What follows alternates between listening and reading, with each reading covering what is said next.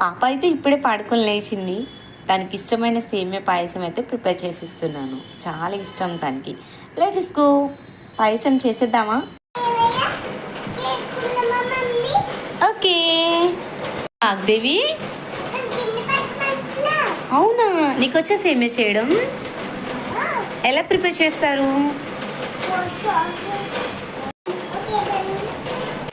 First అయితే సేమ్యాలు తీసుకుని పక్కన పెట్టుకున్నాను. తర్వాత పాలు కూడా కాచిన పాలు నేను మళ్ళీ వేడి చేసుకుంటున్నాను. దాని మీద ఉన్న మేగడ మొత్తం తీసేస్తే పర్ఫెక్ట్గా వస్తుంది సేమియా అని చెప్పేసి, ఇంకా సేమియాకి సగ్గుబియ్యం, డ్రై ఫ్రూట్స్ ఇవన్నీ తీసి పక్కన పెట్టుకుంటే హడావిడి లేకుండా చేసేసుకోవచ్చు. ఇంకా సగ్గుబియ్యం కూడా మరిగి పాలల్లో అయితే వేసి ఒక 2 to 3 minutes అయితే వెయిట్ చేశాను.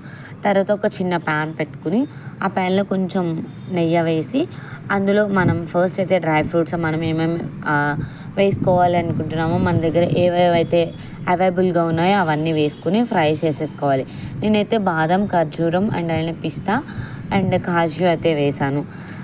కొంచెం లైట్గా గోల్డ్ కలర్ వచ్చే వరకు వేయించుకుని తర్వాత మనం సర్వ్ చేసేసుకుంటే బాగుంటుంది. ఎక్కువ ఫ్రై అయినా సరే కొంచెం టేస్ట్ అనేది డిఫరెంట్గా ఉంటుంది.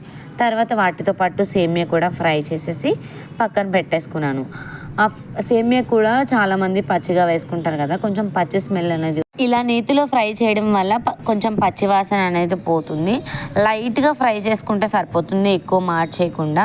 ఫైనల్లీ వాగ్దేవి నేను కలిసి వంట అయితే చాలా పర్ఫెక్ట్గా చేసుకుంటున్నాము. తనకి చిన్నగా కాలినట్టు అనిపించింది, అంటే సెక తగులుతుంది కదా, సో వెంటనే భయపడి ఇచ్చేసింది, ఎత్తుకోమని చెప్పింది. చాలా బాగా అయితే ఎంజాయ్ చేస్తూ చేసుకున్నాము. వాళ్ళ అన్నయ్య బర్త్డే ముందు రోజు అడ్వాన్స్ హ్యాపీ బర్త్డే చెప్పుకోవడానికి ఇలా మేమిద్దరమే జస్ట్ ఇంట్లో ఉన్నాం కాబట్టి సేమియా పాయసం అయితే చేసుకుని చాలా బాగా అయితే తిన్నాము. ఇంకా వేయించిన సేమియాలు కూడా ఆ పాలల్లో వేసేసి ఒక 2 to 3 minutes అయితే వెయిట్ చేసిన తర్వాత మనం స్టవ్ ఆఫ్ చేసేసుకుని షుగర్ కూడా యాడ్ చేసుకోవాలి. స్టవ్ ఆన్ చేసి ఉంటే మాత్రం విరిగిపోతుంది సేమియా అనేది. నేను కూడా చాలాసార్లు ఇలానే మోసపోయాను. స్టవ్ ఆన్లో ఉండగానే వేసి విరగొట్టాను. తర్వాత తెలిసింది స్టవ్ ఆఫ్ చేసిన తర్వాత బెల్లమైనా పంచదారైనా వేసుకోవాలి అని. తర్వాత డ్రై ఫ్రూట్స్ కూడా యాడ్ చేసి సర్వ్ చేసేసుకుని తినేసాం. ఏది వండినా సరే ఫస్ట్ నానమ్మ తాతయ్య ఫోటో దగ్గర పెట్టి తినడం నాకు అలవాటు. Thank you so much.